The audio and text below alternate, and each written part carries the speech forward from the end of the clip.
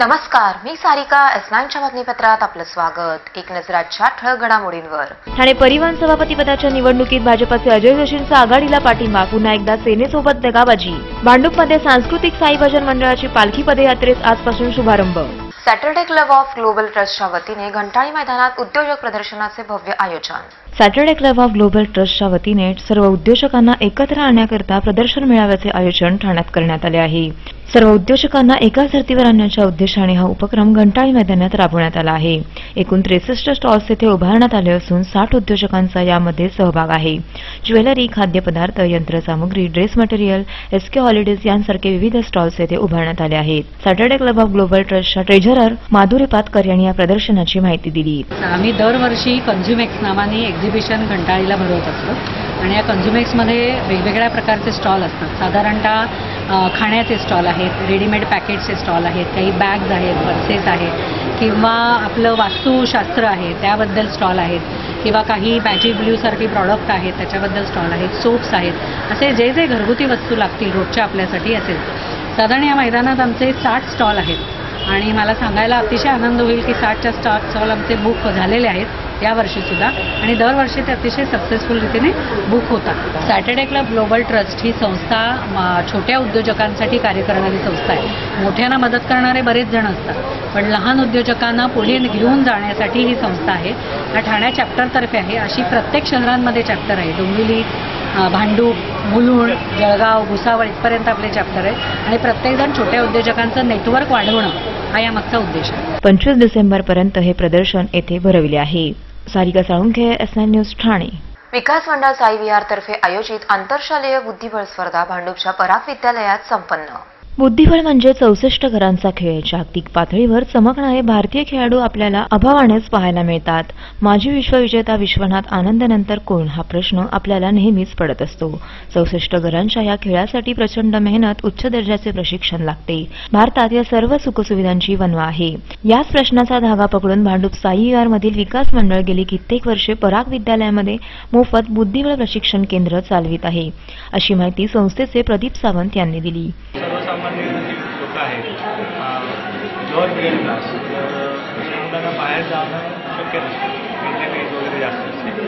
त्यामुळे मुलांना आम्ही आमच्या मंडळातर्फे विकास मंडळ रोज सकाळी 6:30 वाजता मोफत प्रशिक्षण देतो. पराग विद्यालयाच्या माध्यमातून पराग विद्यालयाने आम्ही दरवर्षी गेली 11 वर्ष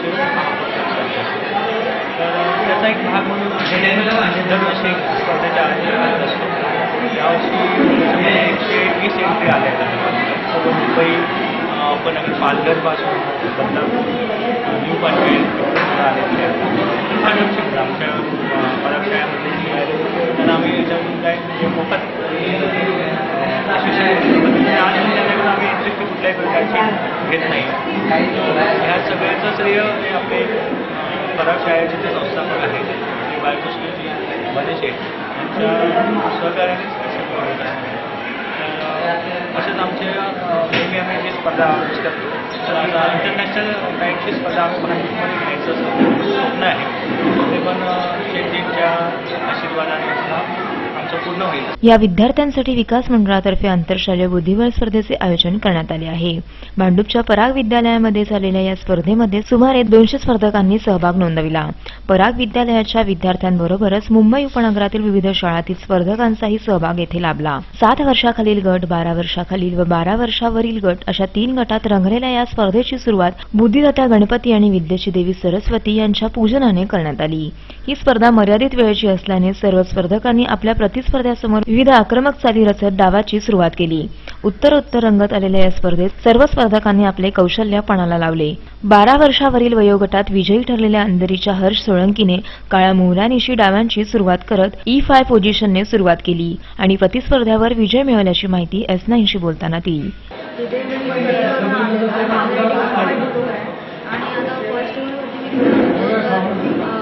माझ्या अपोनेंटनी E4 कळला तर मी 2 नाईट्स डिफेन्स खेळलो. त्याच्यानंतर त्यांनी काहीतरी मिस्टेक केली मग त्याच्यात मी कॉर्नर झालो आणि माझी म्हणजे चांगला एक क्रिकेट आपण खेळू शकले ते चांगलं परफॉर्मन्स होईल आणि विकास मंडळांनी चांगली परफॉर्मन्स मला ही तर 7 वर्षाखालील वयोगटातील विजेता शिवांजली कदम हिने आपल्या समोरील प्रतिस्पर्ध्यावर D4 पोझिशनने आक्रमण करीत सहज विजय मिळवला.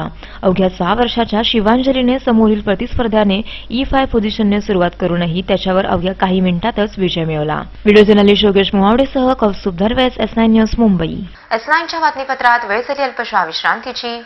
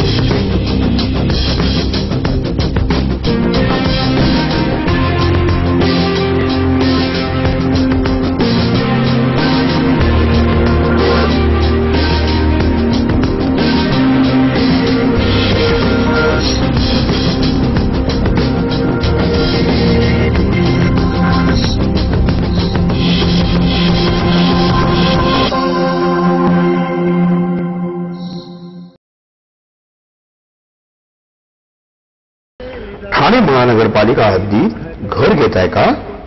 मग ते अनधिकृत तर नाही ना, याची खातर जमा करा. अनधिकृत घर घेणं हा विकणाऱ्यासोबत विकत घेणारा देखील तितकाच दोषी असतो. तेव्हा घराची डोळस खरेदी करा. आपली कुठे फसवणूक तर होत नाही ना, यासाठी ठाणे महानगरपालिका मुख्यालयातील 4थ्या मजल्यावरील बांधकाम विभागात घराचा सर्वे नंबर, टिक्का नंबर याची खातर जमा करा. घराचं स्वप्न अवश्य करूया साकार, पण अनधिकृत घराचा नका करू कधीही विचार. अधिकृत घर म्हणजे उद्याची देखील निश्चिंती. अनधिकृत घराचे दार म्हणजे डोक्यावर कधीही तोडण्याची टांगती तलवार. जगणं तुमचं होऊ दे सुरेल गाणं, स्वच्छ सुंदर आणि अधिकृत घरांचं हसरं ठाणं.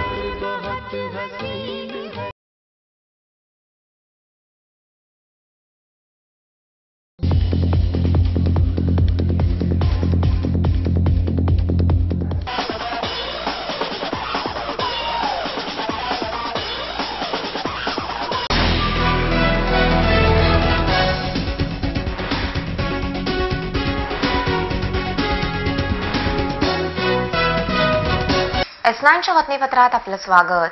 कोपरी येथे शोभायात्रेतून दुर्गामातेचे आगमन तर सहस्त्रचंडी हवनात्मक नवकुंडीय महायज्ञास शुभारंभ. कोपरी येथे मार्गशीर्ष महिन्यात जनकल्याणार्थ सार्वजनिक सहस्त्रचंडी हवनात्मक नवकुंडीय महायज्ञाचे आयोजन केले आहे. कोपरी गावातून देवीची शोभायात्रा काढण्यात आली. या शोभायात्रेमध्ये स्थानिक नागरिक पारंपरिक वेशभूषा धारण करून भजन कीर्तन म्हणत सहभागी झाले. भव्य शोभायात्रा काढून देवीची महायज्ञस्थळी स्थापना करण्यात आली. जनकल्याणार्थ असा हवनात्मक यज्ञ करण्याकरिता नवकुंडही येथे निर्माण करण्यात आले आहेत. परिसरातील स्थानिक नागरिकांनी येथे भक्तिभावाने देवीचे दर्शन घेतले.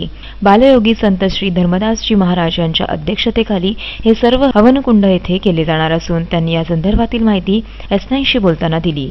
तर 9 दिवस चालणाऱ्या हवनाचा नागरिकांनी लाभ घ्यावा असे आवाहन स्थानिक नगरसेवक भरत चव्हाण यांनी केले. आजच भाविकांची एवढी गर्दी आहे आणि म्हणजे दरवर्षाप्रमाणे जसं येतं तसं कार्यक्रमाचे शोभा वाढत चाललेले आहे. देवीच्या माध्यमातून 9 दिवसाचे 9 दिवस कार्यक्रम वेगवेगळे कार्यक्रम आयोजित केले आणि सर्व समाजाचे कार्यक्रमाचे आमचे आयोजन असतो. सिंधी समाज असो, गुजराती समाज असो, मराठी समाज असो, इतर समाजाचे सर्व कार्यक्रम आपल्या न्यू गावती भाजी मार्केट आणि तारामाई माऊली सार्वजनिक संस्था या माध्यमातून कार्यकर्त्यांच्या माध्यमातून हा कार्यक्रम आयोजित करतात आणि यांचे प्रमुख आमचे निरंजन डावकर साहेब आमदार हे आयोजक आणि आम्ही सर्व मिळून करतो. Sarika Salunkhe, S9 news, Thane. नरेंद्र मोदींच्या महागर्जना सभेकरिता भांडूपमधील भाजपा कार्यकर्ते 65 बसेसमधून सभेकरिता मैदानावर दाखल. नरेंद्र मोदींची वांद्रे कुर्ला संकुलात झालेली महागर्जना रॅली प्रचंड यशस्वी झाली. काँग्रेस हटावचा नारा देत मोदींनी ही सभा आपल्या वाक्यकौशल्याने गाजवली. या सभेसाठी भांडूप भाजपाच्या पदाधिकाऱ्यांनी विशेष मेहनत घेतली होती. मोदींची ही महासभा यशस्वी होण्यासाठी भांडूपच्या भाजपा पदाधिकाऱ्यांनी ड्रीम्स मॉल समोरून सभास्थानी जाण्याकरिता 55 बसेसची व्यवस्था केली. प्रत्येक बसमध्ये मोदी समर्थकांची गर्दी होती. तर भाजपा पदाधिकाऱ्यांनी समर्थकांना नेण्यासाठी केलेली बसची व्यवस्था अत्यंत शिस्तबद्ध अशी झाली. प्रत्येक बसचा क्रमांक नोंदवून घेत सर्व व्यवस्था चोख ठेवण्यात आली. या प्रसंगी वाद्य पथक देशभक्तीपर गीते वाजवून वातावरण निर्मिती करत होते. तर भाजपाचे पदाधिकारी गुप्ता यांनी या सभेला भांडूपमधून 55 बसेस नरेंद्र मोदींच्या सभेकरिता रवाना होत असल्याची माहिती दिली. मोदी जी की सभा है, उस सभा में पूरे महाराष्ट्र से 10 लाख लोगों की आने की संभावना है. भांडुप से हम 55 बस भर के भेज रहे हैं, जिसमें अभी तक 38 बस भांडुप से चला गया है और जो बाकी है वो भी 10-15 मिनट में यहाँ से निकलेगा. भांडुप के अध्यक्ष माननीय जीतू गाड़ीगांवकर जी के नेतृत्व में भांडुप में 55 बस माननीय नरेंद्र मोदी जी के सभा के लिए भरा जा रहा है और ये भांडुप के लिए एक ऐतिहासिक सफलता है. या प्रसंगी भाजपाचे विविध पदाधिकारी येथे उपस्थित होते. तर भांडूप तालुका अध्यक्ष जितेंद्र घाडीगावकर इत्यादी मान्यवरही येथे उपस्थित होते. व्हिडिओ जर्नलिस्ट योगेश मुवावडेसह कौस्तुभ दरवे, S9 न्यूज, मुंबई. S9च्या बातमीपत्रात वेळ झाली अल्पशा विश्रांतीची.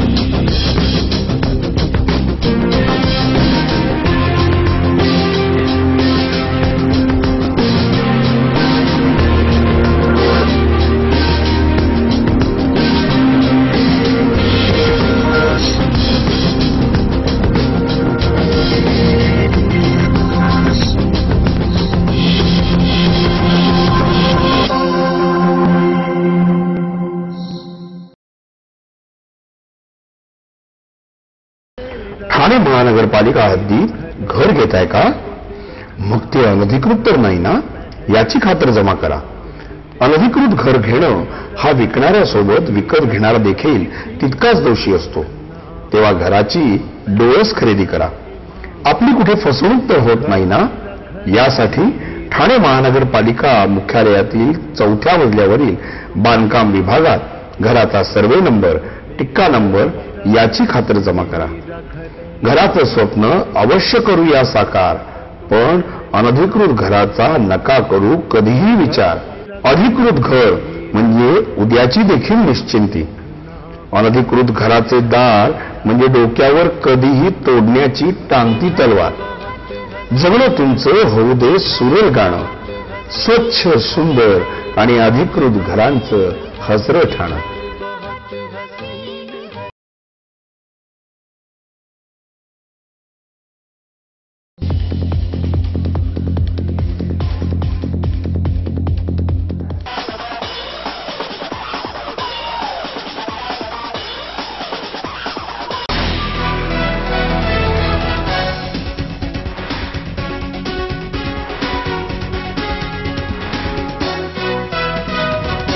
S9च्या बातमीपत्रात आपलं स्वागत. ठाणे परिवहन सभापतीच्या निवडणुकीत भाजपाचे अजय जोशींचा आघाडीला पाठिंब्यामुळे सेनेची आक्रमक भूमिका.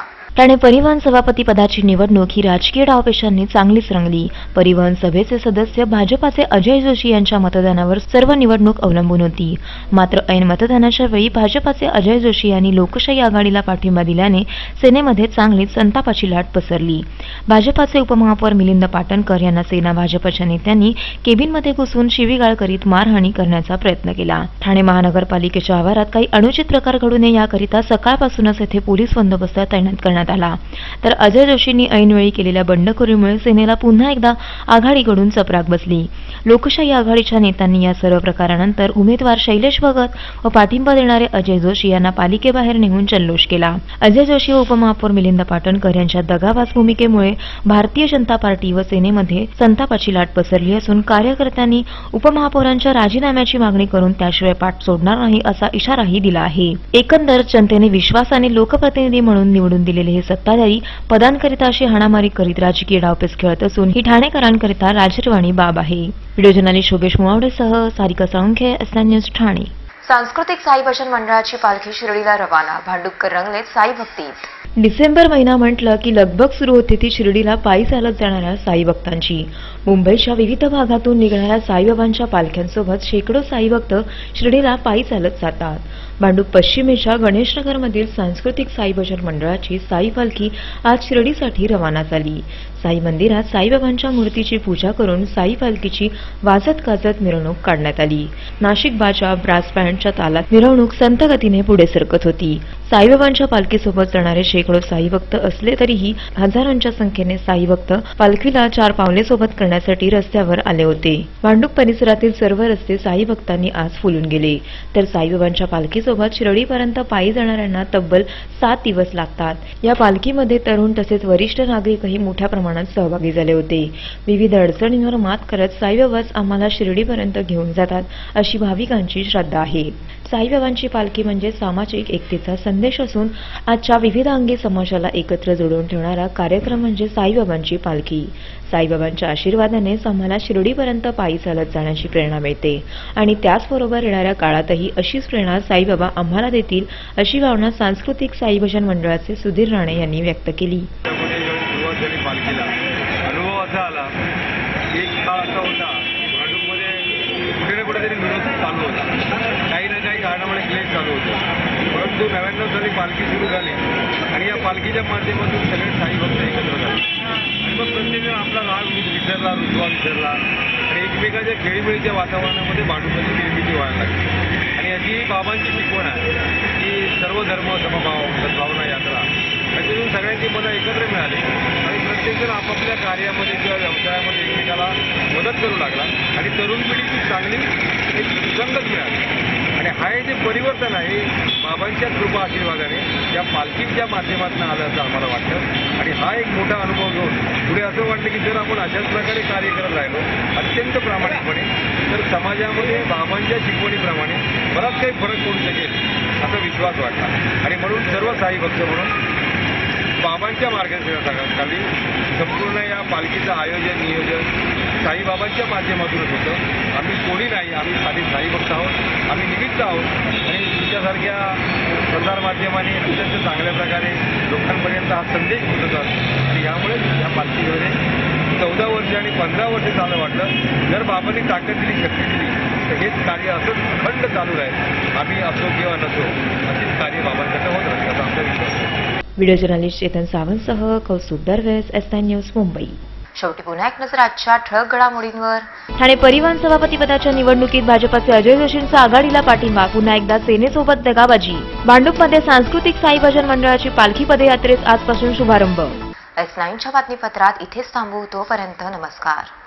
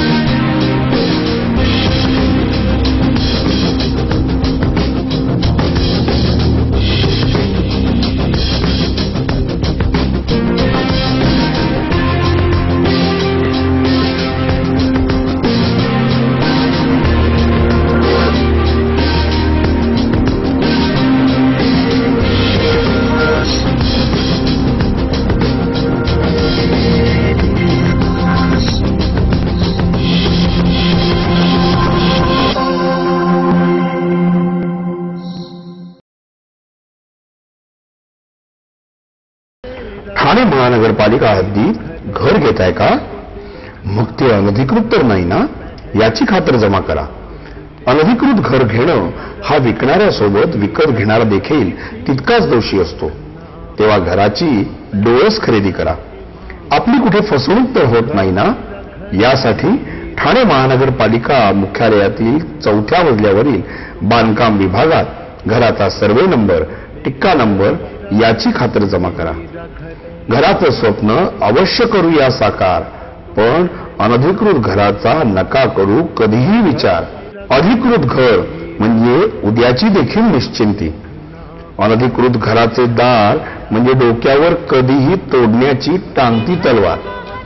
जगणं तुमचं होऊ दे सुरेल गाणं, स्वच्छ सुंदर आणि अधिकृत घरांचं हसरं ठाणं.